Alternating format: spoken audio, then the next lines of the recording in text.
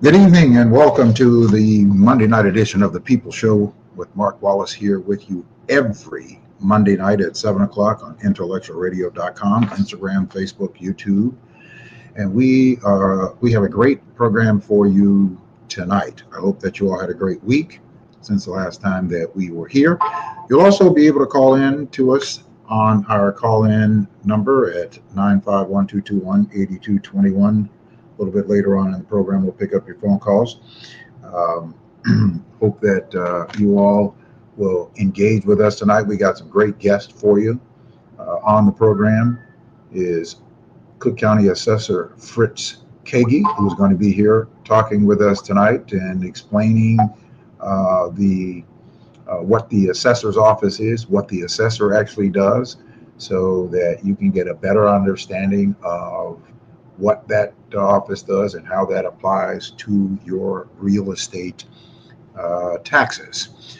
And of course, we're going to be talking with Karin Howard, who is a former congressional um, candidate, and she is the CEO and Executive Director of Organic and Natural Health. She's going to be talking with us about how to handle um, these political climates that we're in, dealing with anxiety and all of that sort of stuff. So we're going to deal with that a little bit later on in the program. But there's some things that I want to talk about that I think that um, is pertinent. There are a couple of things that I want to talk about. I want to talk about character, and I also want to talk about accountability. I want to talk about both of those things, character and accountability. Let's first talk about accountability. What is accountability? According to the definition of accountability, it is the state of being responsible for one's actions or obligation, or the obligation to explain, justify, and take responsibility for them. It can also refer to the willingness to be judged on performance. Accountability is often discussed in the context of transparency and consequences. For example, in the workplace, accountability can be demonstrated by setting deadlines, delegating tasks, rewarding success. In the corporate world, accountability can be helped by building confidence with investors um, or um, or loyalty with your employees or the people that you're working with. Accountability is commonly used in the context of individuals. The term personal accountability is often used to describe an individual's accountability for that individual. Institutional accountability can also refer to institutions or people who are responsible to the public, such as governments, politicians, and media. Um, Electoral replacement. In electoral replacement, citizens vote to replace representatives who are not in line with their interest. Accountability. There seems to be um, this abdication of accountability. In our current climate, in our current conditions today, there seems to be an absence of that. Or we talk about character. We're talking about character. When I was in school, one of the things that, and especially playing sports, my coaches, they would use two terms that we never hear about today, and that is discipline and character. Discipline and character. They would do that all the time. They would speak to it. They would tell us, you got to be disciplined. You have to be disciplined. You have to be disciplined, meaning that you have to be focused on the task at hand, and you have to execute on the task at hand. Over and over and over was that repeated in our circles, in our schools. The character, the definition of character, means the mental and moral qualities distinctive to an individual. A person, or in terms of being responsible, and not in terms of personality, but in terms of making sure that one who has certain attributes, not in terms of your ability, not in terms of some character that is playing a role. Now, of course, that term, character, has many multiple meanings in personalities, in traits. Now, we're talking about in traits, a person's qualities or attributes, which can be physical, emotional, mental, or moral, meaning you are taking conscience of your moral state in terms of being honorable. Why am I talking about these? Is because we are in a climate today. We're in a climate today where there are people, certain people at certain levels, that are demonstrating character and others are not. We are at an election inflection point in this country where we are going to have to decide in 34 days as to who will become the next president of the United States of America that will take office on January the 20th of 2025, that will become the 47th president of the United States of America. And it is clear to me that we have one person who is with character and one person who lacks character. And I believe fundamentally that we must have people or a person of character. Number one, we have no idea of what is to come, what things are going to come up, what kinds of world events that are going to take place, what's going to happen in the country that is going to take place. We have no way of predicting that. But we do know that things are going to happen and that we need to have someone at the helm who has the character, the discipline to address those situations that have nothing to do with your political views, but must have a vision to deal with disasters such as one that we have happening with Hurricane Helene, which is on record the most widespread, devastating hurricane on record that has now claimed more than 130 lives and counting, and hundreds of people are unaccounted for. You have to have people in place who have the character and the discipline to deal with these kinds of events that are enormous, events that require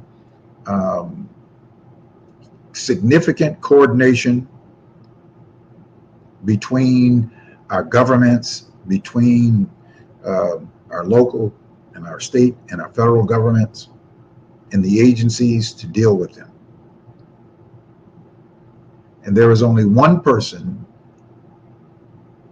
that exemplifies that kind of character and that kind of discipline, which is why I am fully supporting Kamala Harris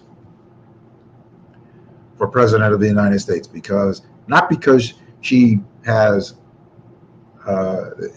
these great political views, but she has done some great political things. With her and the Biden-Harris administration, they have done some great things, but largely because she is a person who has certainly demonstrated through her career, and certainly as the Vice President of the United States and as a United States Senator, a person of character.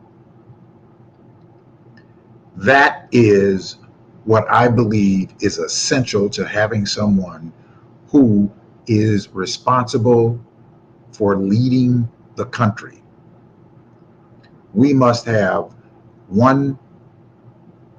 someone that we could rely on and know that that person is a person of character, and that person is a person of discipline, and that person is going to be a person who is going to be accountable for decisions that they make on the behalf of all of the citizens of the United States of America, whether they're a Republican, Democrat, Independent, or no political affiliation.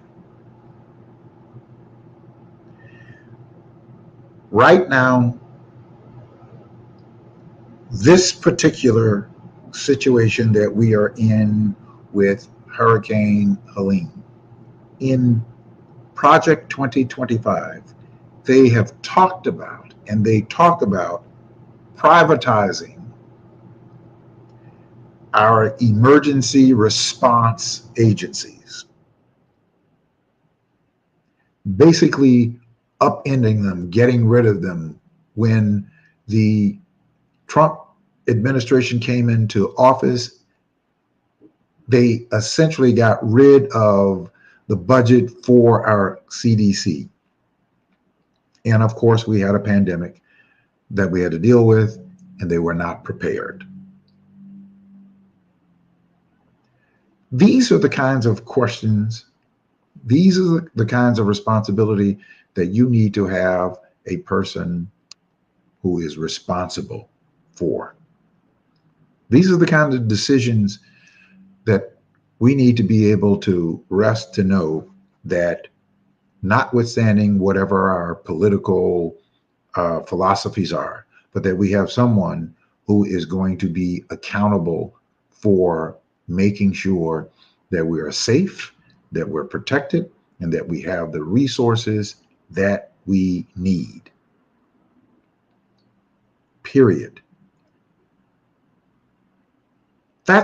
Those are the decisions that you and I have to make. And I submit that anybody who supports anything less speaks to where their values really are. Because first and foremost, you need to have a person of character at the helm, or you certainly should want to have a person of character at the helm. I know that I want to have that kind of person, and I'm sure that people of character wants to have that kind of person at the helm.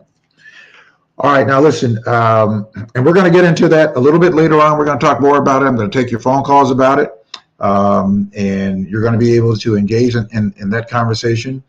And so we're going to be talking with, I saw in the green room, and one of our guests, the Cook County Assessor Fritz Kaegi, is here with us, and we're going to be bringing him onto the program in just a moment. And then we're going to be talking about the assessor's office and what the assessor actually does, and defining that role, and to help to give us a little more clarity about how that impacts your real estate taxes. That has been a big subject here in Chicago and Cook County. And I've asked the assessor to come on, and I have been a big supporter of Fritz Kaegi since he announced that he was running, and I supported him when he ran, and I continue to support him. And certainly want to make things better, and I believe that he is working hard to do that. So we're going to find out more about that, and of course you will be able to call in with your questions related to that, or you could also type them into the chat. And of course our telephone number is 951-221-8221, and we'll be picking up your phone calls coming up here shortly. So we certainly look forward to that. All right. And then, of course, later on in the program, in the 8 o'clock hour, we're going to be talking with Karin Howard, who I spoke to you about just a little bit earlier on the program. And she has a new book that upset is optional. So she's going to be helping us to deal with these political anxieties that we find ourselves in the midst of in these days. And so she's going to give us some tips on that. So make sure you stick around for that conversation, which I think is going to be a healthy conversation for us. And then, of course, tomorrow night is the debate between the two vice presidential candidates. Vice presidential candidate Tim Walz on the Democratic side, and Vice Presidential candidate J.D. Vance on the Republican side. They'll be debating on tomorrow night, hosted by CBS. So make sure that you tune in to that. All right, well, we're going to get into it. I'm going to be bringing my guest in just as soon as they come back into the studio. We'll be bringing them forward in just a few minutes. Joining me now is the Cook County Assessor, Fritz Kaegi, who is the assessor in his second term. So I certainly thank him for joining us here at the program. Cook County Assessor, how you doing? I'm doing all right, Mark. Can you hear me okay? I can hear you just fine. Great. Well, happy to be here, and happy to be joining all your listeners. Love the content that you're sharing with your viewers and listeners today. All right, appreciate it. Thank you so much. Let's get into this. The assessor's office, and of course, real estate taxes is always a big topic of conversation, especially a couple times a year when the tax bills come out. And depending upon what side of the aisle on, there's some people who, of course, it is a political office, and of course, people like to use that if depending on what side of the aisle they're on. So let's get into the assessor's office and helping to first define what is the assessor's office and what does the assessor actually do. So the assessor's job is to estimate the value of all property in Cook County so that the costs of local government, which are determined by others, by school districts, by municipal governments, by other government bodies, so that can be divided up amongst all the property owners fairly in accordance with their share of market value or assessed value, as the case may be. And it's also to apply exemptions, which are savings off of people's tax bills that are for homeowners and that make a regressive system a little bit more fair. All right, so the property, the assessor's office or the assessor is responsible for making that determination. And is there some sort of model? Do we have a uniform model in terms of determining that for residential properties, commercial properties? Are there different metrics? Well, in the end, all the assessments are supposed to reflect market value. That's the key test. And there are different ways to get to that. For homes, homes are, there are so many different home sales, and homes, you can generally find homes that are comparable to each other. You can use different kinds of models to look at the sales that have happened to value the other homes that haven't sold. But then there are other different kinds of properties. Different commercial properties are extremely varied. They can go from a small warehouse or store to a giant data center or skyscraper to a stadium. And sometimes they're only one of a kind, or they're only a handful out there, and they don't sell that often.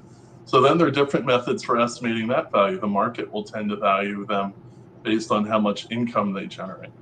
And so we always prefer to use transactions when there are enough of them, but if there aren't enough transactions, we'll try to use how much income they generate for commercial properties. But in the end, the key test is how much would they sell for in the market today? Because that's determining everyone's share of the commercial properties. But in the end, the key test is how much. Okay, sorry about that. I had to, yeah. Okay, so twice a year tax bills come out, and of course, over the last couple of cycles, a couple of years, there have been increases in property taxes, increases, and some sharp increases that people's real estate taxes have gone up, and there's always challenges that some people have with paying their taxes. Or you see in some places like Park Forest, where you have a home that's worth $150,000 and the taxes are $8,000 or $9,000. Where in the city of Chicago, you have a house that is worth $350,000 or $400,000, and their taxes are, half that amount. How can you help people to understand how that, that differs? Sure, it can be really frustrating for people who are trying to cope with all the different challenges of inflation with daily life. And then when property taxes are volatile, or when the bill that they get is very different from what they expected, it's extremely frustrating. And I can tell you that over the last 2 years, that's been the experience of a lot of homeowners in the suburbs of Cook County. Let's just dig in a little bit more, because the answer is interesting. So the taxing bodies, so our school districts, our municipalities, all the folks that are determining the amount of taxes that have to be paid in a community, those taxes have been growing about 3 or 5%. So if homeowners' share of the burden wasn't changing, you generally expect people's property tax bills to go up 3 or 5% of the year. But in fact, in 2023, in the north suburbs, after the reassessment year, homeowners' bills went up about 15%. And then last year, in the cycle just completed for the south suburbs, the typical bill went up almost 20%. And in some cases in the south suburbs, they went up more. And so homeowners rightly ask, what is going on here? Why are homeowners' bills increasing more than local tax collections went up? And here's the answer. There are actually two different parts of our assessment system. There's the part that happens at the assessor's office, which is the part that I oversee, but it's only the first phase of a 2-phase system that determines what our property tax base looks like. The second part is a body of government called the Cook County Board of Review. Now, both last year in the south suburbs and the previous year in the north suburbs, residential assessments went up, but so did commercial assessments. And homeowners' share of the burden actually fell slightly each year when the assessor's office work was done. In the south suburbs last year, homeowners' share of the burden fell from 68% to 67%. So we all know homeowners' assessments went up. In many cases, they went up 30% or more because we've had a really good 3-year cycle of residential prices going up. But so too have a lot of different kinds of commercial properties, apartments, industrial properties. And so with the assessor's office phase, homeowners' share of the burden fell slightly. So people's bills shouldn't have changed very much from how local taxes were levied. They should have gone up somewhere around 3 or 5%. So why did they go up so much more? The answer is the second part. At the Cook County Board of Review, they massively cut commercial properties from where we set them. They cut commercial properties by 18 percentage points in the south suburbs last year, but they cut residential properties by about 1%. And that significantly changed what the whole property tax base looked like. About 4 percentage points more of the whole tax burden in the south suburbs went on to homeowners because of those cuts. And so that's why homeowners' bills went up more than levies went up. And so what that meant is that commercial bills actually went down in the south suburbs last year by 10% or more. So does that, so are you saying that well, before I go to that question, how much actual control does the assessor have in determining what one's property tax bills are? How much of that control do you as the assessor actually have? Well, if my assessments aren't changed by the board review, my assessments will determine basically your share of the burden in your community. So if my assessments aren't changed at the second level, if we're determining that homeowners' share of the burden fell 1%, then that is where the system lands. But if the board review makes changes, then the whole complexion of how we set the property tax base can completely change. And that indeed is what's happened the last 2 years. Each of the last 2 years, homeowners' share of the burden, if our assessments had been final, would have fallen by about 1%, and people's bills would have fallen by a little bit less than that 3 to 5% increase that you'd expect in a typical year. But instead, because the board review is the final phase, it completely changed the complexion of our property tax base. So a lot of people think, Fritz, how can you increase the tax bills like that on so many people in the south suburbs? And I feel this sense of umbrage because if our numbers had been allowed to stand, the people's tax bills would have looked very different from how they actually ended up. So unfortunately, we have this cohabitation in our property tax system. It's very unusual versus other parts of Illinois and the rest of the United States, where a board review like body typically doesn't change assessments that much. But here in Cook County, they've really made record changes the last 2 years that have changed the complexion of what our property tax base looks like in the suburbs. And each time it's put a really stunning increase in share of the burden on the homeowners, and it's resulted in people's bills going up, in 2023, 15% for homeowners rather than the typical 3 or 5%. And then it went up 20% in the south suburbs last year. And so just to answer your question, the work that I do can be completely changed if the board review chooses to do so. So the board of review, the way that it's set up, you have the assessor's office and you have the board of review. And is the board of review supposed to be this sort of check and balance agency or board?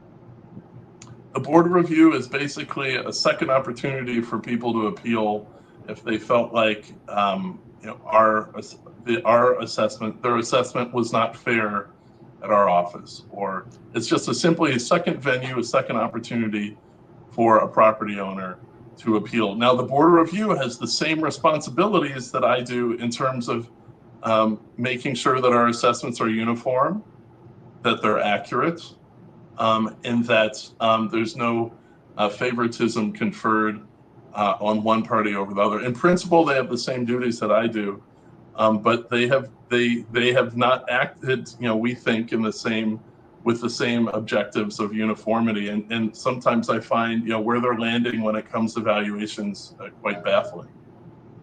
So is the Board of Review, are they making assessments or evaluations of assessments based on appeals, or are they making evaluations of assessments based on their own determinations of what those assessments should be? The way things work at their office is there has to be an appeal that comes to them. So they just can't change all assessed values just through their own fiat. They have to have an appeal that comes to them.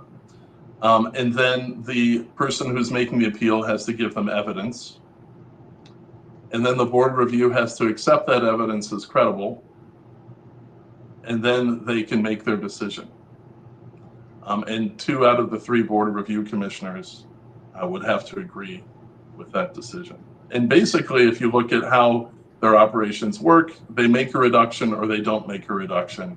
And that's how the system ends up. All right. So you said that property taxes for, homeowners in the south suburbs went up by 15 or 20%. What was the rationale behind that increase? So, people's bills went up 15% in the north suburbs, and people's bills went up 20% in the south suburbs last year. That was because the shift in burden that happened at the Board of Review. But if you look at how people's residential assessments went up at our office, basically we were following the market. So the last 3 years, in the 3-year period that ended in 2022 for the north suburbs, and the 3-year period that ended in 2023 in the south suburbs, those were 3 of the best years that we've seen for residential values in the last 20, basically. So as we know, after COVID, people took a second look at their living arrangements. A lot of people wanted to get more space. Living in the suburbs has really been a great place to be. And a lot of values had been knocked down after the housing crisis of 2007, 2008. So people saw a lot of value in the south suburbs and in the north suburbs, and housing prices have been on the rise the last 3 years. So residential assessments rose in the north suburbs and in the south suburbs. But we too saw increases in values for commercial and industrial properties, for things like data centers and apartments and industrial buildings. And we saw the values go up about the same amount in both the north suburbs and the south suburbs at the assessor level. But at the Board of Review level, basically they made disproportionate cuts to commercial and industrial properties. In the south suburbs last year, down 18% in total assessed value, but they only made cuts of a little bit over 1% in residential at the south suburbs. And that led to a big distortion in the way, in the shape of our property tax base. All right, so they make these cuts. They make the cuts for of 18% of commercial properties in the south suburbs. So that 18% came as a result of appeals that were filed to the Board of Review, and the Board of Review does their own internal assessment, or they hear an appeal. What's the process for them making that determination? Well, this is the part that's really interesting. So basically, they make that decision based on evidence that's been submitted to them, and in an appraisal. And the appraisal is basically something that the appellant has paid for, or his lawyer has paid for, that says, The value of my property is not 100, it's 70. The value of my property is not 200, it's 100. And then the board review will look at the evidence submitted and then make a decision. The problem is that a lot of these appraisals don't meet the standards that a bank would accept. They don't meet the standards that our office would accept, or that would be meeting the congressional standard that's set in most states. That's called USPAP. But instead, it can be done to a completely different standard.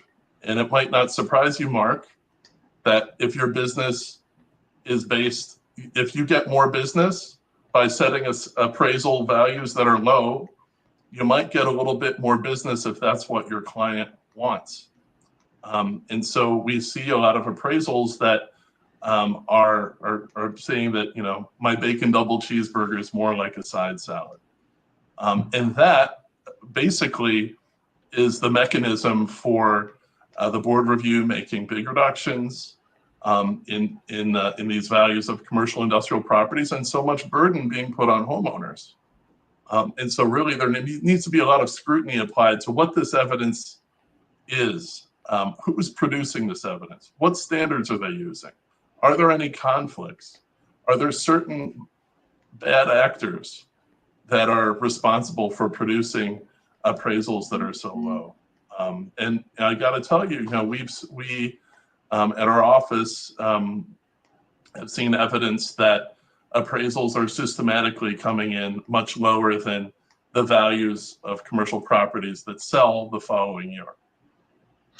Well, it's, I'm in the real estate business, and I used to be in the residential lending side of it. I'm now more in the private side of it, but in the residential side of it, and I sell property, but in the residential side, that a bank would have an independent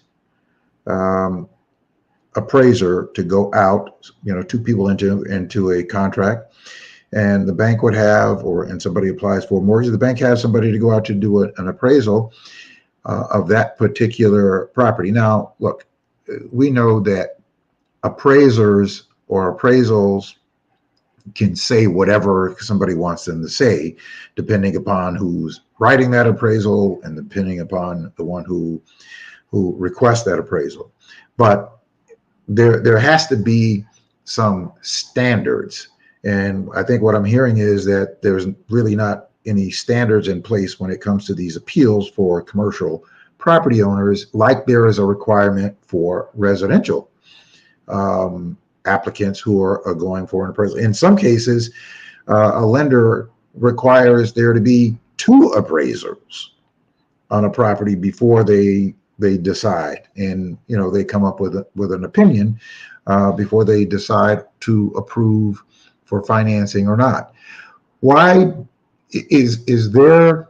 I know it doesn't exist, but is there an avenue by which there could be some sort of state requirement that we have a board of appraisers to review these appraisals, opinions that are being brought in for people who are appraising? Because if you buy a property and you, as a commercial property owner, and you pay $30 million for that property in 2024, but in 2025, you go and you ask for an appeal and you say that the property is worth 20 million, and you paid 30 million for it, but you get it, the taxes cut down on the 20 million while you own it, and then you later sell it for 30 or 35 million. And so is that what is happening? Well, Mark, this is a great question, and the answer is there needs to be a layer of measures done to protect the integrity of our property tax system and make it more fair for the average Joe, because right now it's just intolerable. First of all, appraisal standards should be done to a standard that a bank would accept, which is actually the standard that's set by Congress for mortgages that are guaranteed by the government. Many years ago, there were cases of appraisal fraud that defrauded the government because the government does so many guarantees of residential mortgages. And as a result, Congress created a standard called USPAP. It's a uniform standard governing appraisers, and all appraisers are actually trained on this standard. And many states require all appraisals to be done to this standard.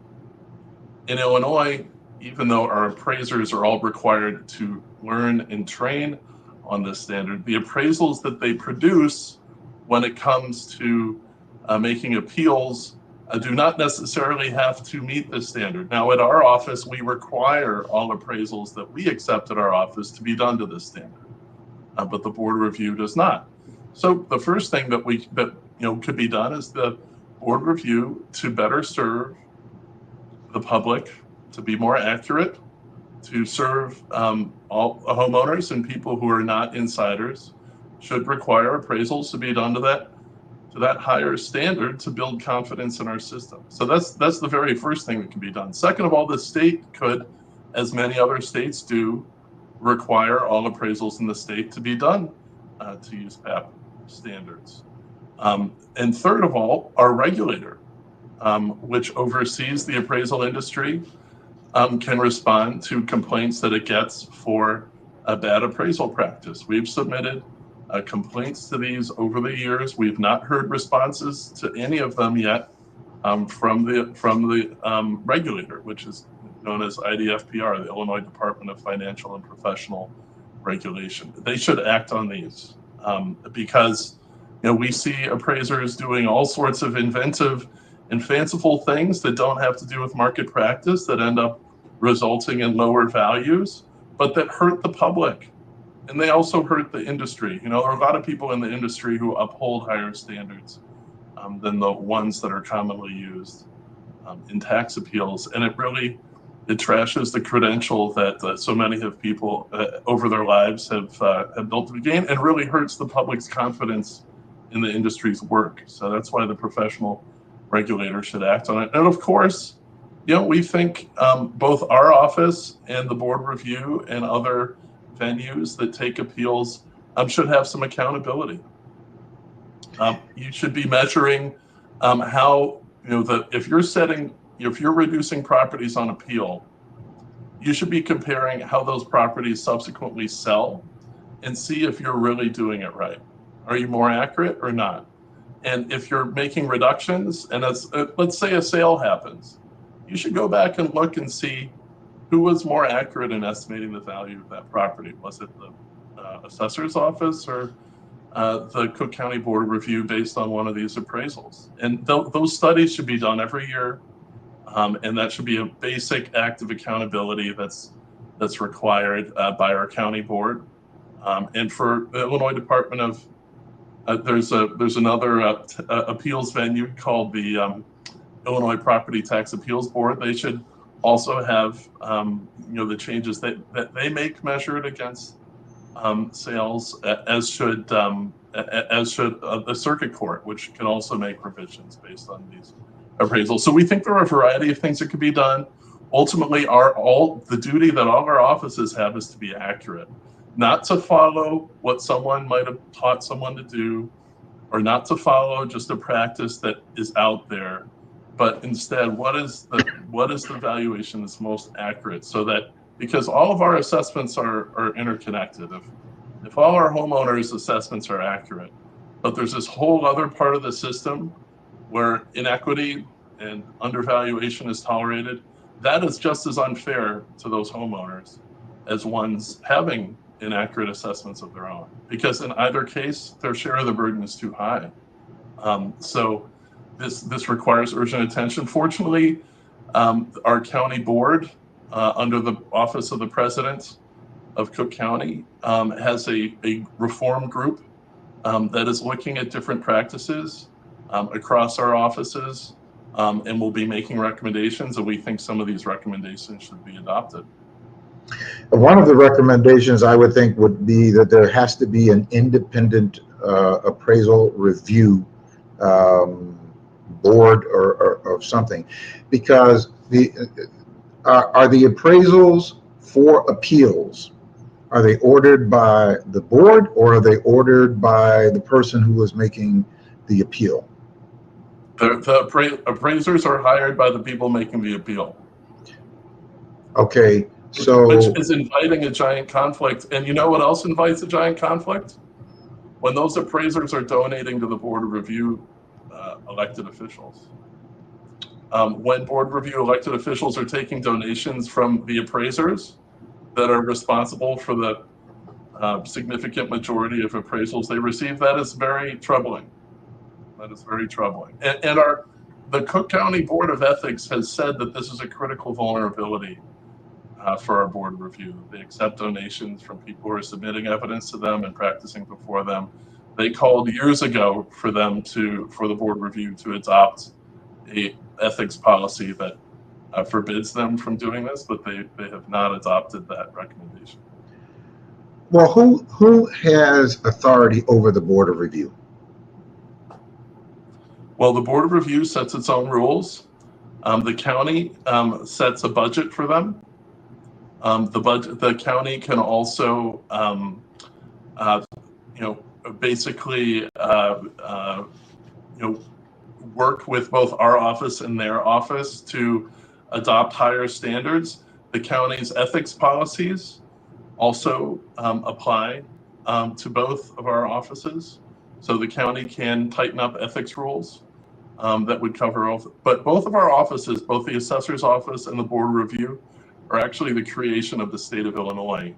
So the state of Illinois, we think, is the most important venue for making improvements for the system to be fairer for everyone in it. Because it's just, Mark, you and I, we know so many people whose property tax bills have just become impossible and are shattering them. And it's just not acceptable to have what's going on continue. There are really urgent changes that need to be done to raise the public's confidence in the system and to make it more fair. And these are not hard changes to make. These are basic changes that can be made in the standards that we have, and having some basic accountability. These are changes that could be brought in pretty quickly. And are these changes that can be brought in quickly through the board, or are these changes that could be brought in pretty quickly through the legislature, the state? Well, the board of review can always adopt new ethics rules that are tighter. I mean, the Cook County. They can adopt standards on things like appraisals that raise the standard.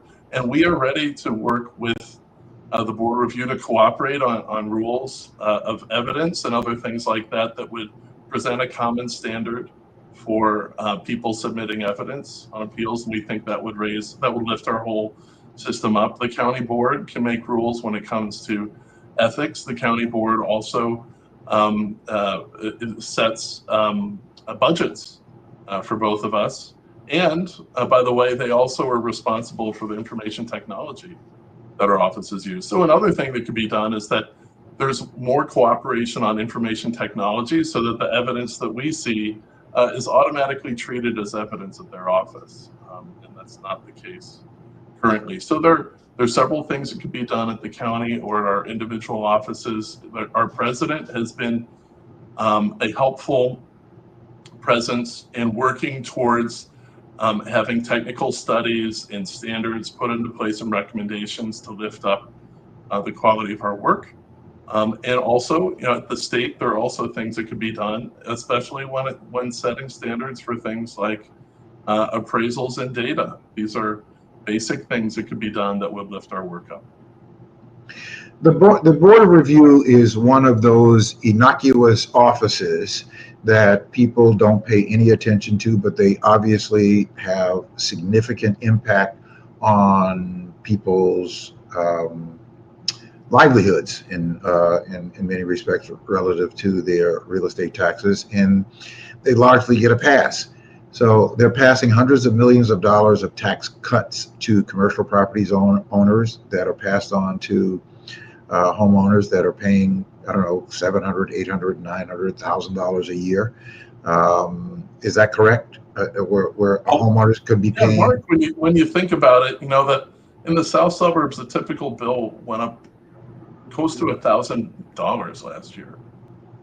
So that bill went up 20% for a typical person in the south suburbs. When levies by their taxing bodies just went up, about 5%. And when So you say that difference, the levy for the tax body is meaning their local the local governmental. schools, the local village, the county, all the different people that provide services, they levy these taxes. There is a specific amount of money. It amounts to a little bit over $4 billion that is levied across the south suburbs. And when you add up everyone's property tax bill in the south suburbs, that's the amount that has to be paid for those deliveries of services. And that amount grows about 5%. But why do people's bills go up 20%? That is basically because of decisions that the Board of Review made about evaluation of commercial properties. So that's a big difference. That is a huge difference. Rather than a couple $100, your bill is up $1,000, and that not only affects your annual budget, that affects your escrow, but it also affects the value of your house. It can truly tip people from being able to keep up with their bills, from putting them in insolvency and even losing their home. So these are massive differences. And so even though most people don't understand our property tax system, might not understand the offices involved with it, it is hugely consequential for people's financial well-being, especially in communities like the south suburbs that have small tax bases, that have people whose finances are more fragile, and that frankly have been misserved by the system for so long.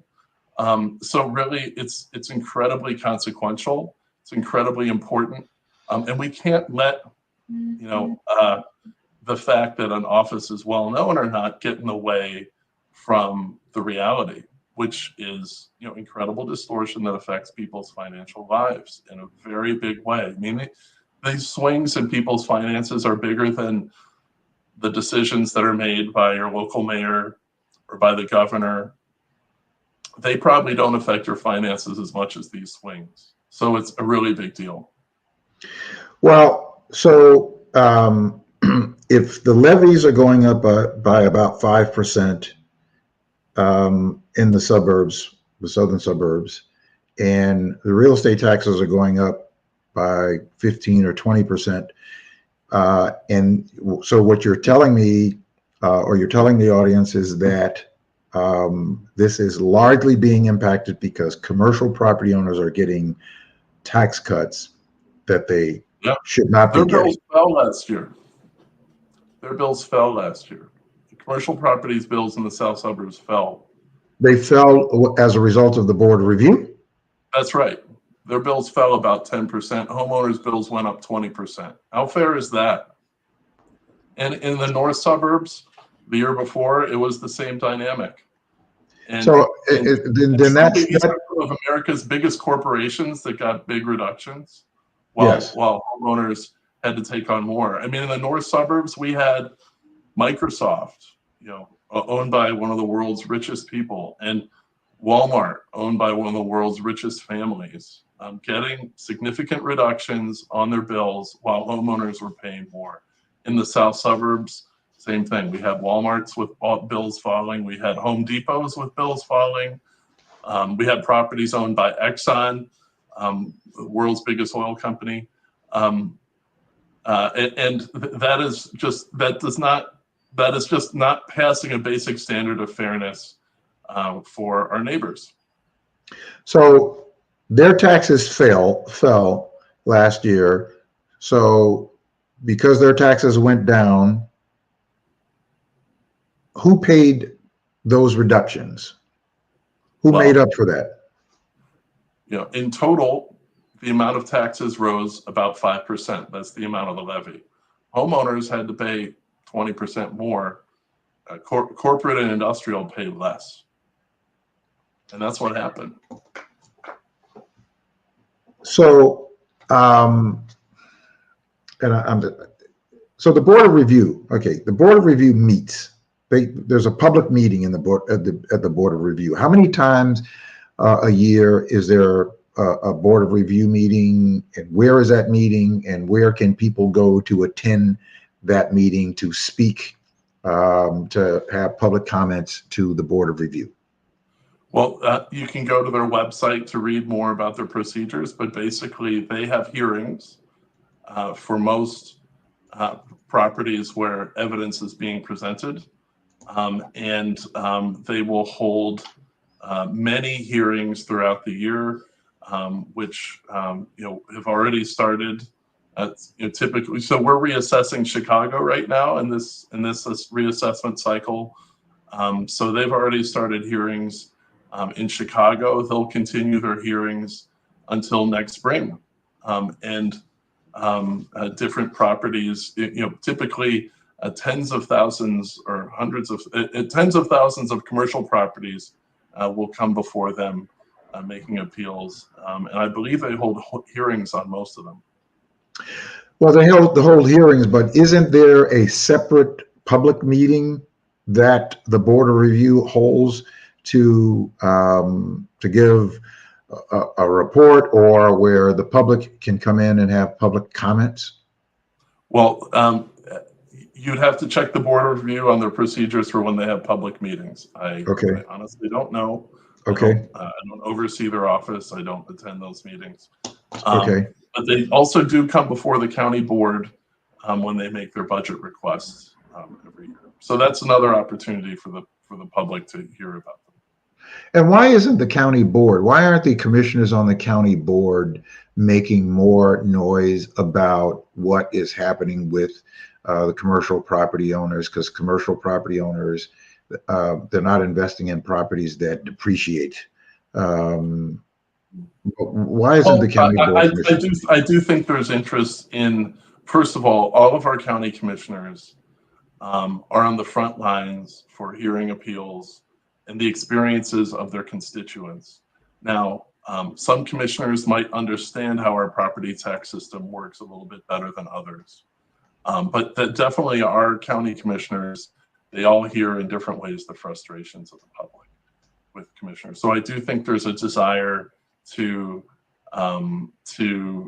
hear about problems and to figure out ways to make it better. One of the proposals from one of the commissioners is to annually measure how the values that are being set by both the assessor's office and the board review are comparing with sales, so that we have some measure of performance and some kind of accountability for these changes that are being made, these shifts in burden. If the board review probably says that my assessments are inaccurate and that they're more accurate, of course we believe the opposite. And what some of the commissioners are saying is, okay, let's measure it. Let's see who's more accurate. Let's do this every year because the public should know. That's called a sales ratio study.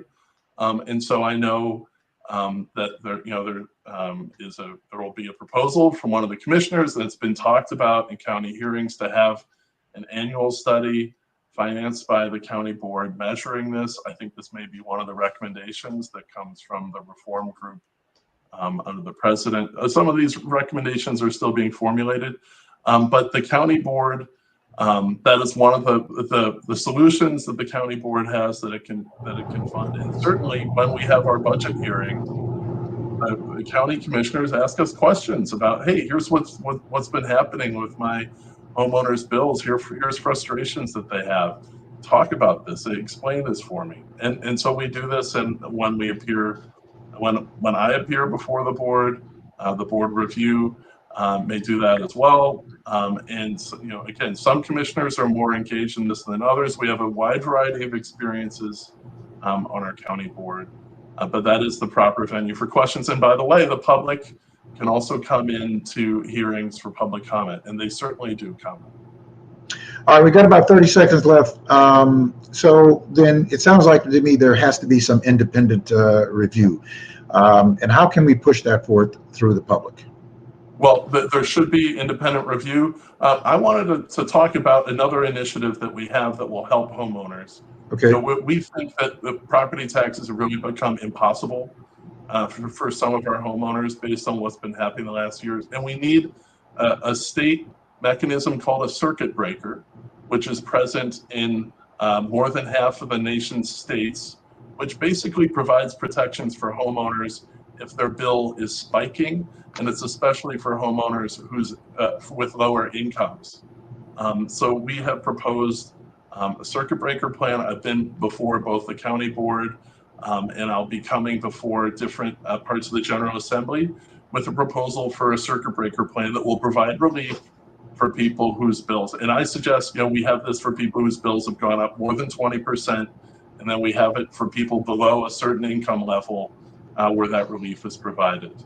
Because it's just becoming impossible for so many homeowners. I spent time at dozens of town halls all over the south suburbs this year, and also in some communities in the city of Chicago. I've heard so many stories, and we need to be acting on this. And the state, and I think our elected representatives also know that a lot of these shifts are just becoming intolerable for people. We don't want to force them out of their communities. We don't want people to lose their homes. So, your listeners, you should be on the lookout. Read about circuit breakers. You can see some media coverage of what I've been talking about. People will be hearing more. And if you have a chance to talk to your state rep or county commissioner or a state senator or the governor, say, hey, can you support a circuit breaker so we can provide relief for these shifting burdens? And then we can talk about some long-term systemic solutions too. Okay, fantastic. All right, folks, this is Cook County Assessor Fritz Kaegi bringing us some very vital information, which means that we have to get more involved so that we can understand exactly what's going on there, and we could help to bring about the necessary changes in order to make it a much more fair system and equitable for homeowners. Cook County Assessor, thank you so much for coming on the program. All right. Thank you, Mark. And thanks for all the listeners out there. Thanks for staying tuned in. All right. We appreciate it. Thank you so much. We'll talk to you soon. All right, folks. We're going to be talking with our next guest, who's going to be joining us in just a few minutes. But look, it is vitally important that you understand what's going on. I know it may sound complicated, and in some cases it is complicated at the assessor's office, but we certainly have to understand where changes need to be made. Fritz Kaegi is trying to make changes. We, as the public, as voters, we can help those changes by getting involved. We need to put more attention on the Board of Review. The Board of Review has been getting a real pass for a long period of time. I make no qualms about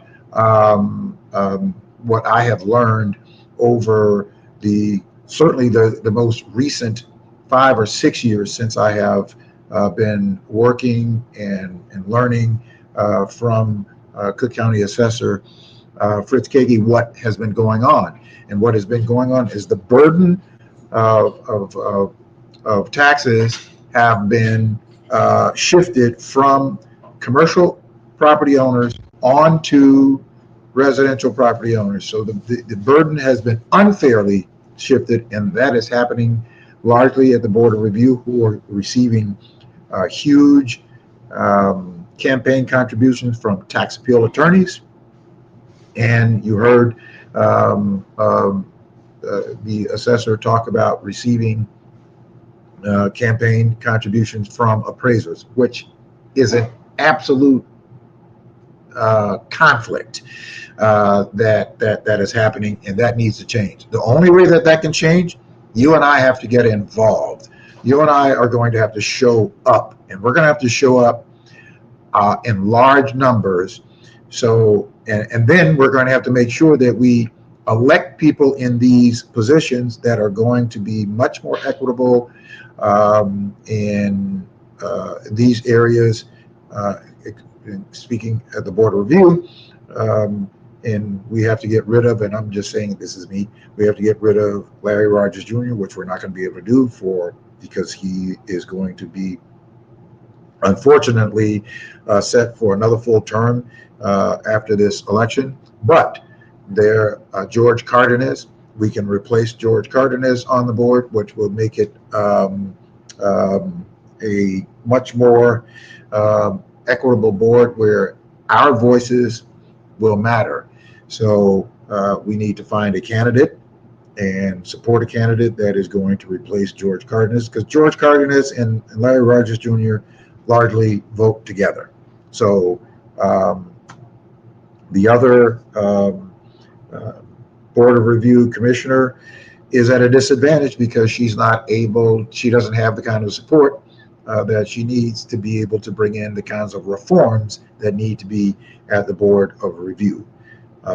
Wealthy property owners, commercial property owners should not get the benefit of paying much lower taxes while they own the property, and then when they get ready to sell the property, they can sell the property for what it's worth, and they passed on their taxes to you and to the average homeowners.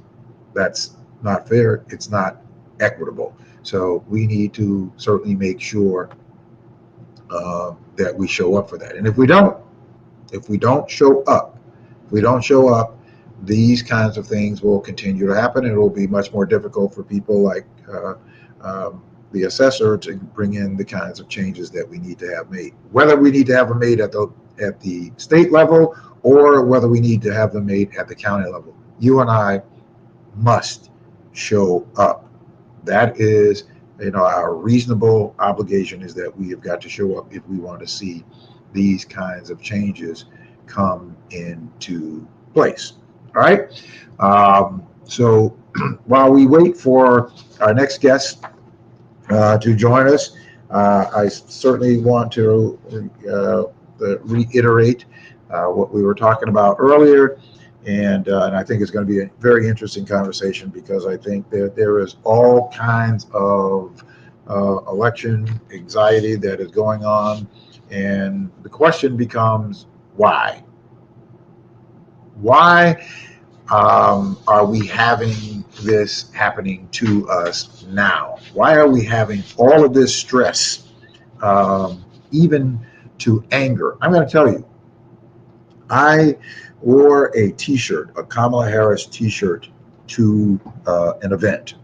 And I just had the t-shirt made because I was supporting. I wore it, and there were quite a few people who wanted this t-shirt. So I thought, okay, I'll get them the t-shirt. But 5 or 6 people wanted. Then I thought, this is a way that I can support the campaign. So I got a bunch of t-shirts printed, and I thought, okay, I'll post them up on my social media. I posted the t-shirts up, and look, you can support whoever it is that you want to support. You have every right to do it. I would never take away anybody's right to support whomever it is that they want to support. In doing so, you don't have to be nasty. You don't have to be mean. I mean, some of the just mean and nasty remarks that were posted on my social media about the t-shirts,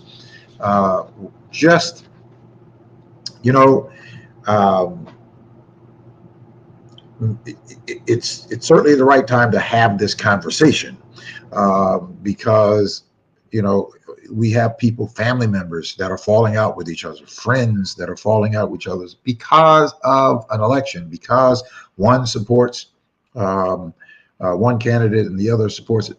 But it wasn't always this way. It wasn't always this way. Now, we're not going to get into the politics of it. We're going to get into why we are having it. And my next guest, Karin Howard, who is the CEO and Executive Director of Organic and Natural Health Association, leading the organization for consumer health advocacy since its inception in 2014.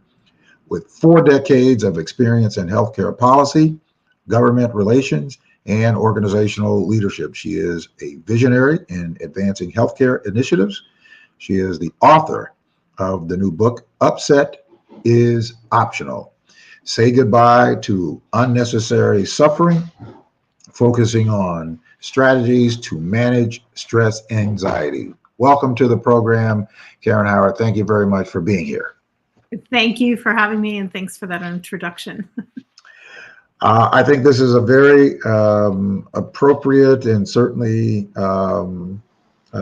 timely conversation in terms of this. What brought you to this project? What brought you to write this book? So I had a benefactor and a mentor for many, many years who founded the first acupuncture institute in the United States, the first accredited one. And I learned a lot of philosophy and a lot of really interesting things about acupuncture and how to integrate that into my life. And then at the end of his career, he boiled it down to 10 very simple practices. And what I found is that utilizing those practices over the years has changed my life. There will always be suffering, and that is just a part of humanity. And there is an option as to whether you want to be upset in a situation like what we're in today. You do have a choice. And I felt I'd already lived through one of these elections when I was writing it. And I know how divisive and harmful it can be to kids, to families, and to our future. So this was one of my gifts back, and my desire to serve 7 generations in terms of how to help people live a more comfortable, useful, and fruitful life. Well, in reading through some of the articles, there were studies that were showing some rather disturbing numbers, and we'll get into that a little bit. But in reading through some of the information and preparing for this interview, it certainly. In reading that information is very disturbing to see where we have come to, and it is astonishing that in the recent, I guess, 10 years that we have become. I mean, we've always had differences in terms of who it is that we support or not support, but I don't remember a time where it has been as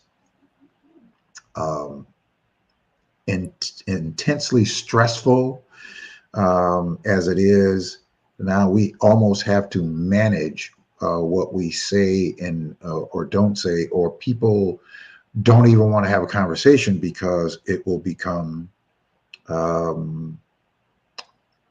it will become a conversation that's not, where two people can't have a rational conversation about the democratic process. How did we get here? There were so many, we've lived it once, right? There were so many Thanksgiving tables where people just couldn't sit around the table. And what I've watched over these past, 8 years is that people have learned to keep their thoughts more to themselves. And not engage in open hostility, but it doesn't change the dynamic around the table as much as one would hope, right? People are still very upset, right. And everyone comes to the table. Might as well use the dinner table as the rationale. And I keep saying, we're headed into another Thanksgiving, and a lot of people say, well, the election will be over, and I'm like, I'm not sure that resolves what we're talking about here. So I think that learning how to not talk about it is one strategy. And it's kind of like what you eat. I think we've learned over the years that you can eat foods that are inflammatory and they make you unhealthy. You eat too much processed food and your body inflames and you get sick. So words are the same way. They create a lot of inflammation in your body. They constrict your blood vessels. They tighten your muscles. They cause you a lack of sleep. They result in things like ulcers, insomnia, anxiety, fear. So language has such a huge component of how to manage this, and to be able to actually take that language and actually embody it and live it instead of just giving it lip service can really change how you navigate not just this situation, but almost any situation in your life. Yeah. So, elaborate on the concept of upset is optional, right? That you actually can, you have a thought process that you can decide, and how it applies in the current political stress. We always have choice. We were gifted that. And so when you get into a situation, it could be anything. It could be, let's use a simple, somebody cut me off on the highway and I lay on the horn and I yell at the driver and I wave my fist. That's upset. And that is a choice that we make every day. So I have a very dear friend who was an extremely anxious driver like that. And one of the practices that we used to have was using sticky notes. And they would be all over my computer screen. You know, remember this, don't do that. Just reminders like just have a sticky note that says upset is optional on your steering wheel. So when you go to slam the horn, you go, oh, and it just stops everything in its tracks. So you can literally start to change your vocabulary. You can start to change the way you respond. If you pick a practice every day and you work at it and you give yourself reminders, lipstick on the mirror in the morning, upset is optional. And you're learning how to replace words so that you're having more effective thoughts in your head, because it's not just what comes out of your mouth. It's also what you are thinking about and worrying about all day long. You know, it's a practice, right? People have to practice like you do anything else. I mean, you know, if you're playing sports, you have to practice at getting better at it. Whatever it is that you're doing, you have to practice in order to become proficient at it. So, and this is kind of the biggest thing that is going with the election now, and we're right in the throes of it. Some 34 days away. Well, and for some, it's already started. So how can people manage what you call election anxiety? So there are 10 practices in the book, and I've just kind of pulled out a few of them that I think are really useful in this situation. And one of them is reframing. So we live in a situation where it's all or nothing. The world will come to an end.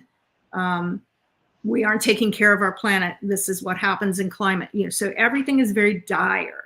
And the question then becomes, how do I get through what I consider to be the most dire consequence that we face on the planet without being upset? And I would ask people to remind themselves that we have almost 250 years worth of history in this country. And we have been through really traumatic experiences, some of us more than others. But the country has lived through bad wars. The Civil War was a horrible time, and plagues and bankruptcy. You know, we have just gone through it all. Our job then is to hold that vessel and keep it intact for the next generation. And so can we reframe how we feel about this and say, well, in its most simple form, instead of yelling at the television during the day, just going, that's interesting. And you can tell in your body right away that if you're not yelling back at the TV, you're going to start to feel that in your body and embody it. And can you look at this in a way that says, this is a point in time. In 6 months, it's going to be a different issue. 6 months ago, it was a different issue. And how can I put this in perspective for myself and my family so that I can help them get through this and realize a moment in time? Reframe. Well, you know, people have very strong opinions, very strong views, and certainly in the climate that we're in. I have very strong views. And people want to hold to those views because there are some people who think, you know, again, they are righteous in their view, yes. Right? In their position. What strategies would you say that people could apply and be able to still maintain what they believe politically without being mean or nasty or even, you know, getting themselves upset? Well, I would imagine that everyone who has our deep belief system and what we want our country to be like, how we want to raise our families, what we want our world to look like today, tomorrow, and 100 years from now. And in those aspirations, anger, fear, and hatred do not play into those stories. We're creating stories all day long. So I would suggest that every day, when you wake up, before your feet hit the floor, find that spot in your body, that place in your mind where you can design the day you want to have, define your mood. For me, if I can get up, and if I can't do it before I put my feet on the floor, and I can't get it done when I'm headed out to my workout. Can I get it done when I'm walking my dog in the woods? And mine is always peaceful. And really work at having that space in your body that says, this is how I want to be today. So that every time you start to go away from it, and you will, just by virtue of the fact that you will turn on the radio in the car or the TV, that every time you go back to it, you still have one of these little reminders, like, I designed my mood to be peaceful. And that means you're really breathing in your body, and you're really allowing yourself to let it go, to really relax into this. This is what my body feels like. Maybe it's joyful. Maybe it's hopeful. Like, a lot of people have lost hope. And that's the saddest for me. So it's like, how do you redesign your day to say, I hope my day will be this because I believe in hope, and then find your way back as soon as you notice that you've lost it. None of this comes without practice. None of it. Mm-hmm. So, all right. So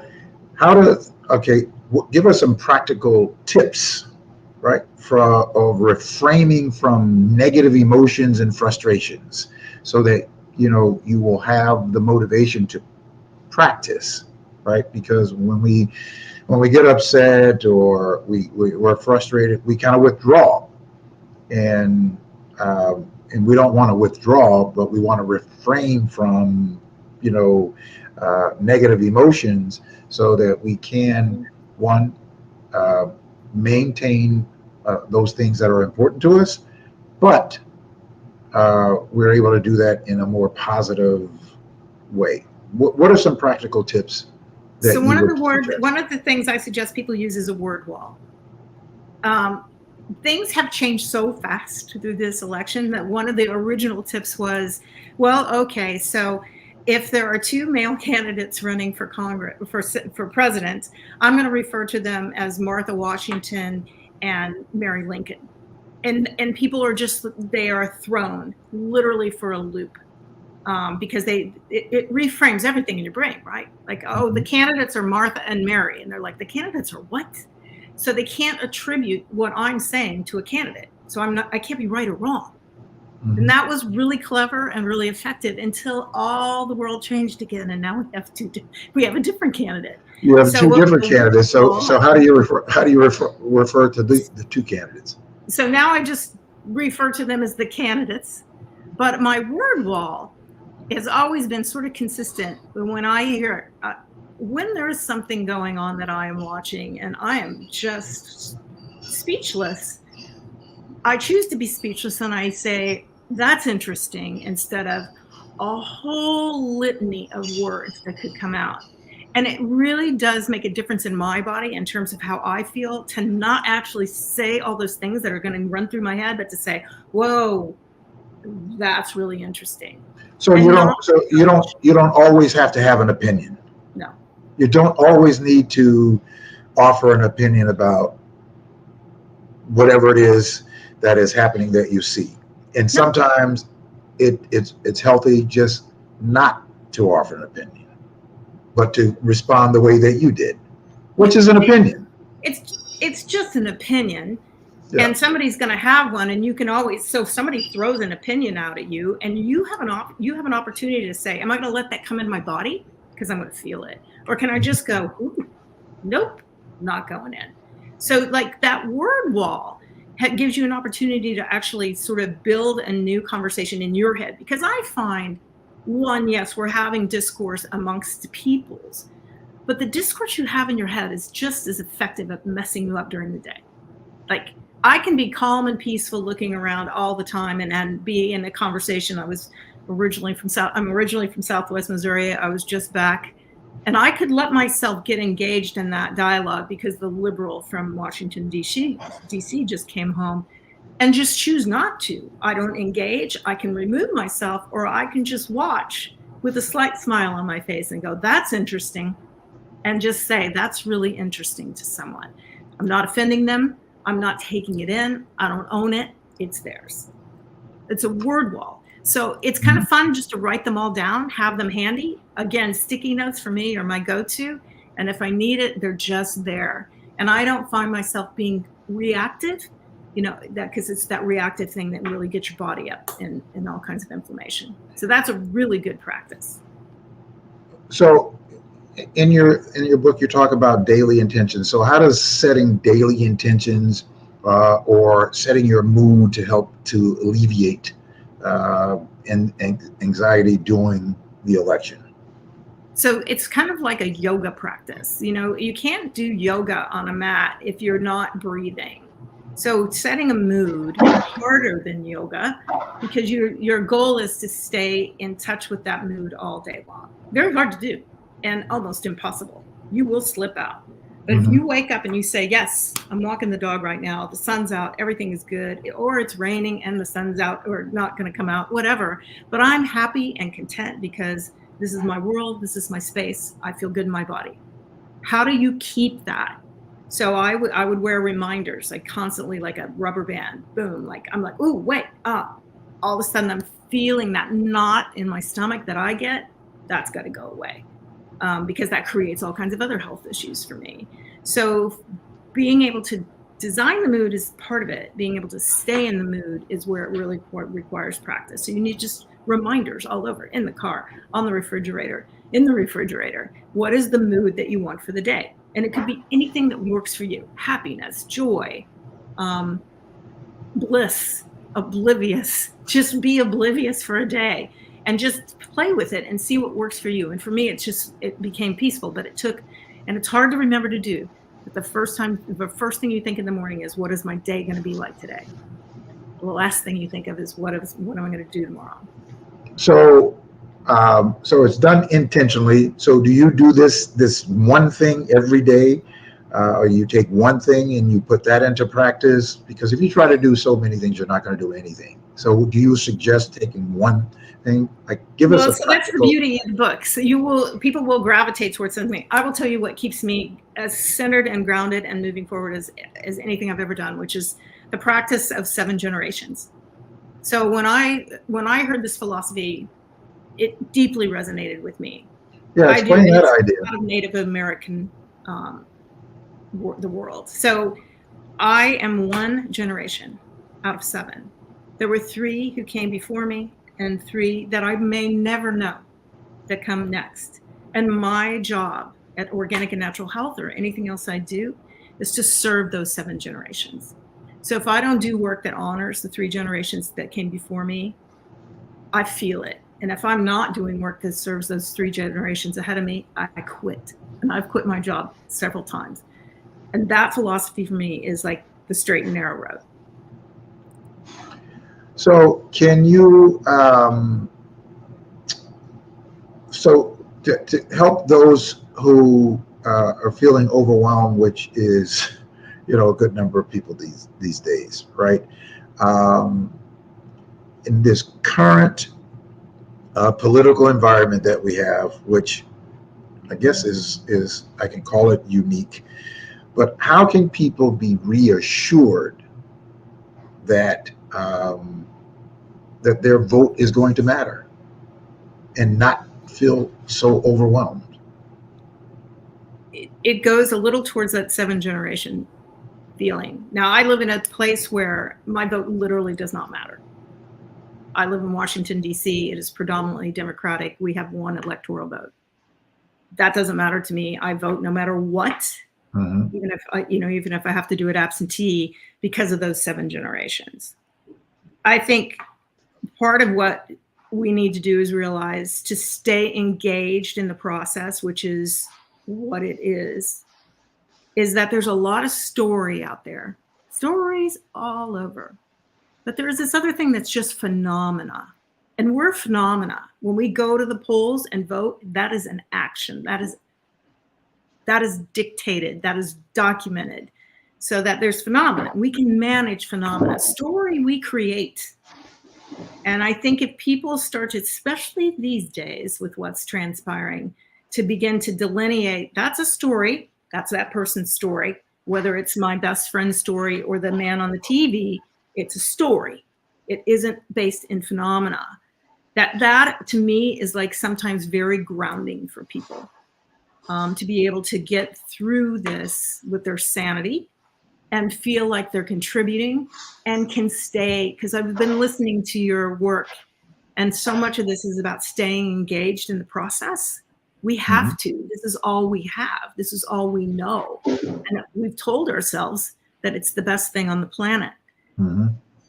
Marginal at times. So I think we really have to keep in the game and keep our heads there. And those are some of the practices that I think can help do that.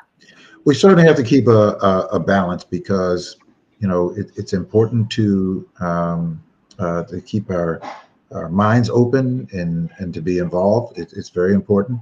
But I think we need that kind of support as to, you know, how do we keep the train on the tracks and not derail and stay engaged. So while we have a couple of minutes left here, how can you how can we get along as family, friends, and colleagues that you may not agree with, you know, and they're going to have to, because this holiday season is here. We're going to have an election that someone is going to be blissfully happy and some are not. How do you suggest, what tools do people use to get along with those that they're not going to agree with? I've said this for a long time now. Set some ground rules. No politics at the dinner table. If we're going to do politics, it's between this hour and this hour in this room. And that way people will know they don't need to go there. I think other ground rules are, remember that we come to each other, especially in times with family and friends, with love. And so let's have, you know, our own word walls, things that we won't use and things that we will use. And I think just establishing, you know, it's almost like the prayer you come to the table with, right? So to be in agreement that you're all there for each other. Again, the one generation that we're in right now, sitting there at the table, is going to have an impact on everything that happens in the future. And all the people who got us to this table need to be honored. And if we want to honor the people that got us here, then we're going to be civil with each other. All right. How can people get more information about the book and to get the book? Upsetisoptional.com. It's available on Amazon. I hope people enjoy it. I mean, it's got a lot of great personal stories in it. And they're you know, politics is one way to use this, but it's definitely lessons that I have learned that can help through all kinds of situations in life. All right. So one other question. I know I read in your bio that you were a former congressional staffer. Yes. Tell me how that experience has shaped you to this point now.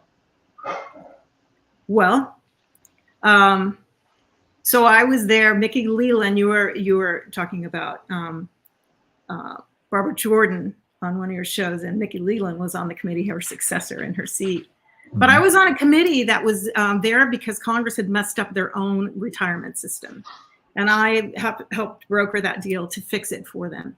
And I watched a Congress that was, I mean, I'm not going to say that, you know, they had their issues, but they were there to get things done under Tip O'Neill. And when Ronald Reagan was in the White House and Nancy would go out of town, Tip would come down and my boss would go down there and everybody would have cigars and scotch.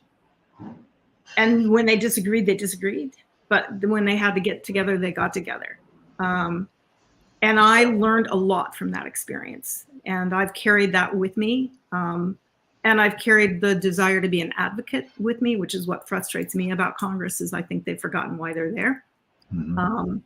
So it has informed my many actions over the years. And I have stayed here for over 40 and continue to be an advocate in all different ways. Wow. Well, you're doing God's work. Karin Howard is the CEO and Executive Director of Organic and Natural Health Association. I'm going to ask you to come back sometime and let's continue the conversation. Thank you so much. I really appreciate it. Thank you very much for being here. All right, folks, go out and get the book. It is called Upset is Optional by Karin Howard. Thank you very much. Take care. All right, folks. Look. It is optional, meaning that we have decisions. We make decisions every day in our lives. We make decisions every day in our lives. And we have to control and take control of our thoughts. Now, I'm going to get a little biblical here, but the Bible says that we have to take captive our thoughts, meaning that your thoughts should not control you. You control your thoughts. And by you controlling your thoughts, you will be able to control what it is that you do and how you respond.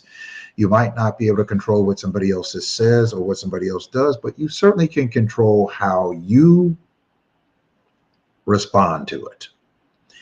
And as I said to you, I am supporting the Kamala Harris, Tim Walz campaign, and I'm going to work to advocate for that campaign. I am excited about that campaign, and people are writing all kinds of things on, posting things on my social media walls, and that sort of thing. And so I, and I believe that people have the right to support who they want to support. They have the right to do that, and I never would. However, I simply believe that you should look at things based on facts. If you don't want to look at things based on facts, that's your choice. You have a right to that. You have a right to it. But you don't have a right to your own set of facts. You have a right to your own views, your own vision, and your own political views. All right, if you want to call in, I'm going to open up the phone lines at 951-221-8221. You are welcome to call in, and I will be glad to take your calls right here at 951-221-8221. I think that, as I said earlier in the program, whatever your philosophies are, whatever your political views are, you ask yourself the question, are you a person of character? Does character matter to you? And if it doesn't, that would be alarming. If it doesn't matter, because it certainly impacts how people do things. So, and I know that some people can get so dug in because they don't want to, or they don't want to seem like they're wrong, or they don't want to give in. And one of the easiest ways for me is to deal with facts and the figures. They always supersede anybody's opinion. And you can have your opinion on how you get to a certain place, but if you want to go to downtown and you want to go to City Hall is at 121 North LaSalle. There are many different ways that you can get there, right? And everybody has an opinion on what is the best way. But the fact is that City Hall is where City Hall is. That's the fact. The opinion is that you can have and argue or agree or disagree on is what is the best way to get there. But the fact is that City Hall is there. You can't say that it's not there just because you don't like it or you don't want it to be there, but it's there. So I think that I hope that people will be able to take a breath and accept the facts. Like I got comments by people who are supporting Trump who say that Trump is better. Trump is better. And I would respond back that, okay, that's your opinion. Trump is better for you. Trump is better for you. And you certainly cannot support for me why Trump would be better for me, because he's not better for me. He couldn't possibly be better for me, being the kind of person that he has factually shown himself to be to me. And I don't care who one is. This is not a person of character. And he continues to show that every day. And if you are a person of character, then you have to question why you would support a person who is not of good character. You would certainly have to reconcile that in your own mind, not to me or not to anybody else, but in your own mind and in your own heart. But the facts are the facts. When you line up the accomplishments that this administration,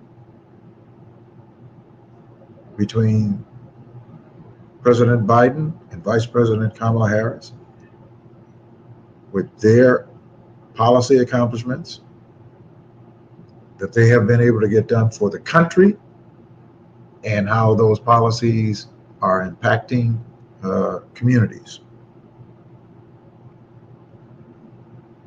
You cannot refute the facts. You might not agree with policies, but you cannot refute the facts. All right, well, listen, the debate is coming up tomorrow night. Make sure that you tune in for the debate. I saw something today, and I read it, and it was a reminder of it.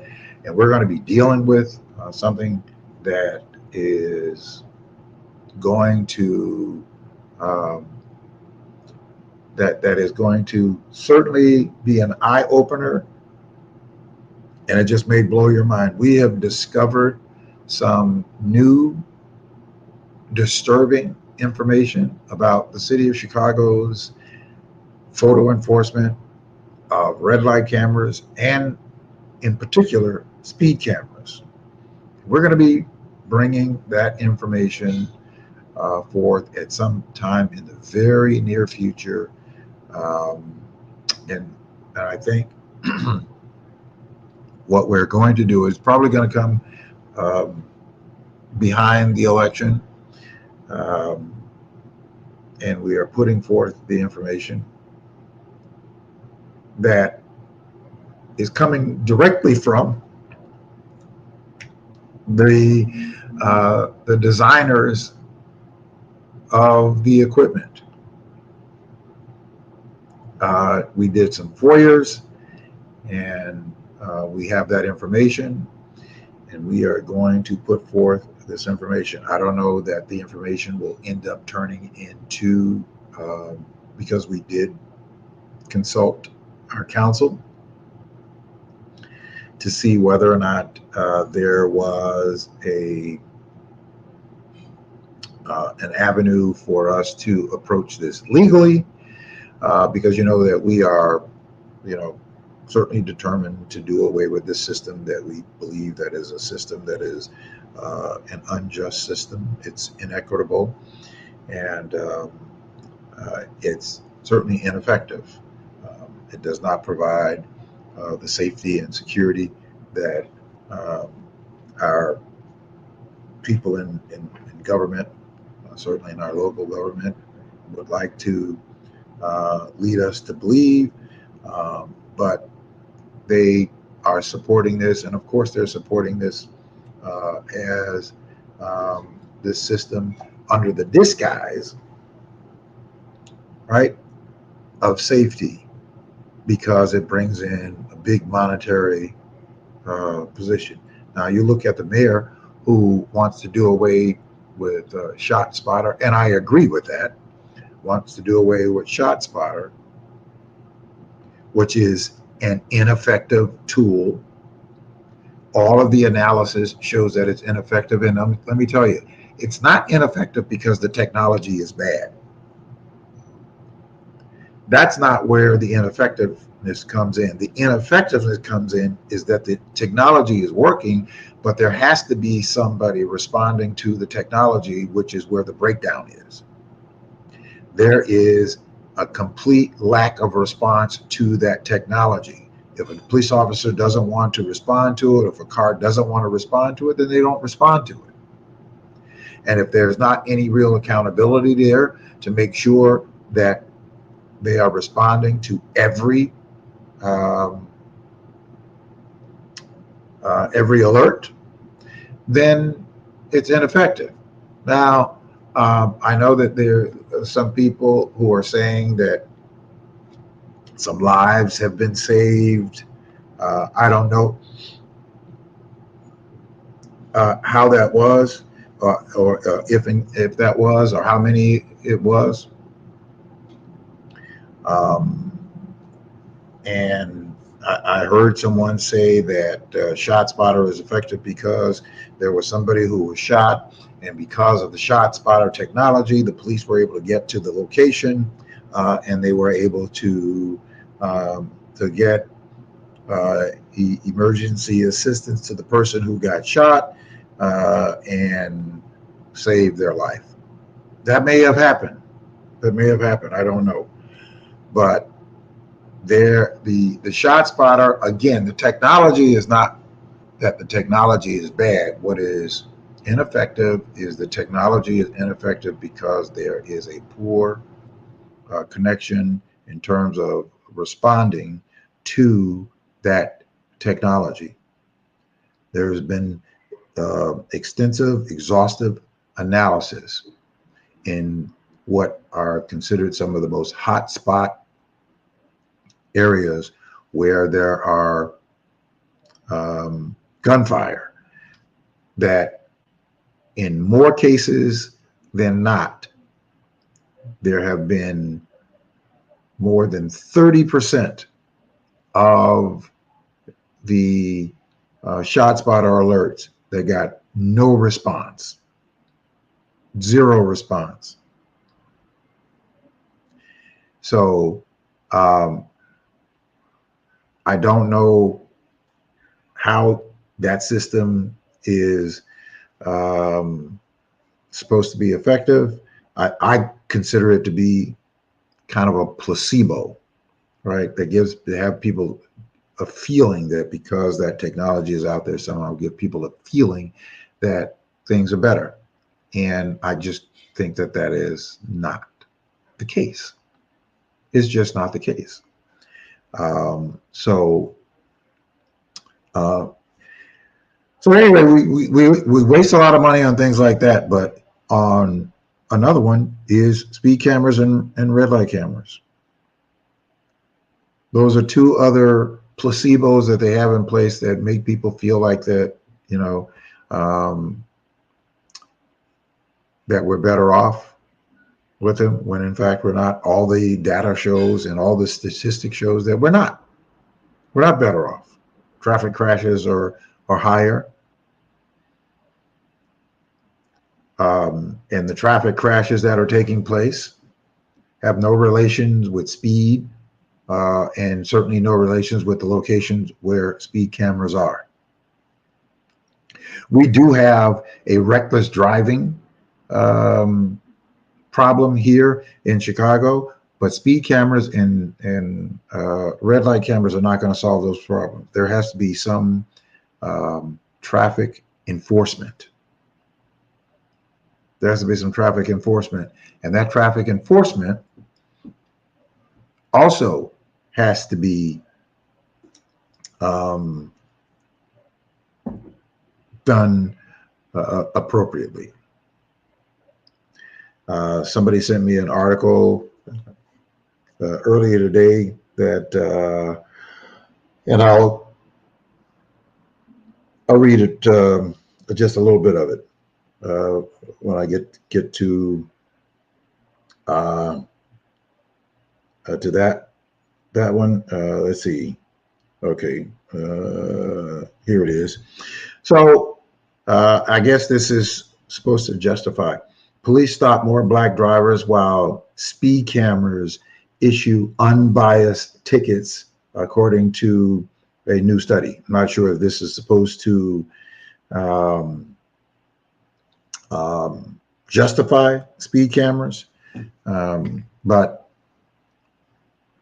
or is this saying that police officers don't really want to do traffic enforcement, and that they are that police officers that make stops, that they are disproportionately stopping black drivers?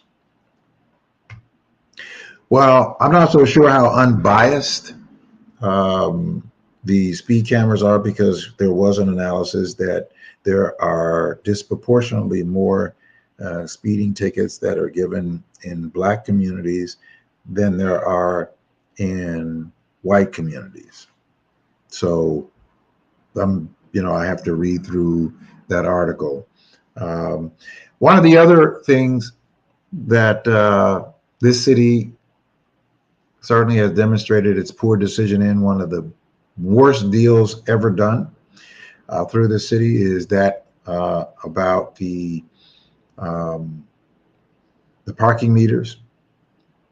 There was a study that came out on the analysis of the parking meters. You remember the city sold off the parking meters. I think at the time there were some 36,000 meters, and I think there's probably more today. 36,000 meters that they sold off for $1.1 billion. And that this group somewhere out of the country, that they sold the parking meters to, in the Skyway, $1.1 billion. And they have control for more than 75 years. And the company has made their money back in the first 15 years and made a profit of $500 million. And now they still have control of this for the next 60 years.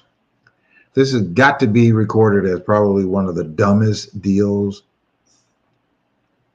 and one of the worst deals that the city council approved back in 2008. So, the city was strapped for cash and desperate for cash, that they sold. It's not even a fire sale. This wouldn't even be considered to be a fire sale. You gave took $1.1 billion, and now you have a company that has made its money back in 15 years and a $500 million profit.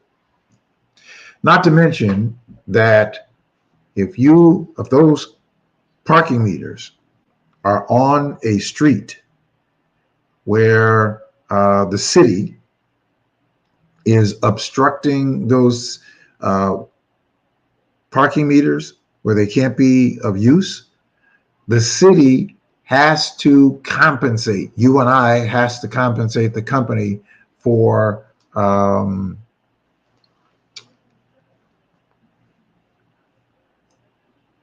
lack of a use of those parking meters.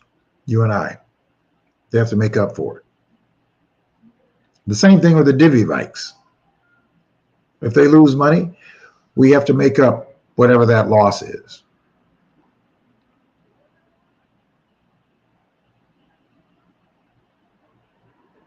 Not wise. Not wise at all. All right, listen, that's going to wrap it up for tonight. Certainly want to thank our guests. I want to thank Cook County Assessor Fritz Kaegi for coming on, and certainly want to thank our guest, Karin Howard, who is the author of the book of Upset is Optional. You should get that book, read the book, implement some of the strategies in your own daily lives. And it really is kind of biblical. It really is kind of biblical that it's optional. You have a choice. You have a choice on how you respond to situations, how you respond to what somebody says. You know, people were saying some nasty things about the common teacher, because I've sold quite a few of them to people around who knows once they find out that I get them, I'll have them, and they want to buy 2 or 3, and we're basically sending the money to the campaign. And I was going to wear one tonight, but I didn't. But I'm going to have one on tomorrow night because I'm going to find out where the watch party is, and I'm going to go to that watch party, and I'll have some with me in case you may be at that watch party or wherever I am. I'll put it up on social media where I'm going to be, and hopefully hope to see you at the watch party. It's going to be a very interesting debate between the 2 vice presidential candidates. And of course, Donald Trump is trying to avoid going into a second debate with Vice President Kamala Harris. But I believe he is going to have to, because if he doesn't, he's going to look weak, and he never wants to look weak, although he looks very weak to me. So if you're not going to a watch party, just make sure that you watch the debate tomorrow night. I want to thank all of you who tuned in to the program tonight. Also, don't forget to join us. Join us Thursday night. Thursday night, we're going to be having we're going to have the 10th District Chicago Public School Board candidates, the 10th District. We're going to have them on the program or on our Zoom meeting, 10 by 10 to win Zoom meeting. So if you want to participate in that, because I think it doesn't make any sense the way that they do these forums, and they have all of the candidates from all of the different districts in a form, and it really does not lend well for having a good exchange. So what we're doing is we're having just the candidates from the 10th district. We're going to have them on, and then we'll have the candidates the following week on for the 6th district or the 9th, but the 10th district this Thursday, at this Thursday night's 10 by 10 to win meeting. So if you want to participate, you need to text 10x10 to the number 909-1385. I'm putting it in the chat. Text 10x10 to the number 855-909-1385. I'll put it up on the screen. There you go. Text 10x10 to the number 855-909-1385, and then you'll receive the Zoom link that comes out on Thursday between 12 and 2, and you will be able to participate in that Zoom meeting and listen to the candidates that will be there. I went to a forum on yesterday at the 62nd and I believe it was Ingleside, was it? 62nd and Ingleside, where they had the CPS candidates forum, and they had candidates there from the 10th, they had candidates there from the 6th, they had candidates there from the 9th, and they had 2 write-in candidates there. And it just didn't really lend itself for having a real comprehensive conversation and getting to understand the views and the vision of the candidates. So Thursday night, I'm looking very forward to having only the candidates from the 10th district to come on the program. I hope that you all will join us. Just text 10x10 to the number 855-909-1385. And then on Thursday, you'll receive the Zoom meeting link so that you can join the Zoom meeting at 6:30. All right, that's going to do it for this week. The Monday night edition of the People Show on intellectualradio.com. We'll be right back here next week with another great show for you. Good night.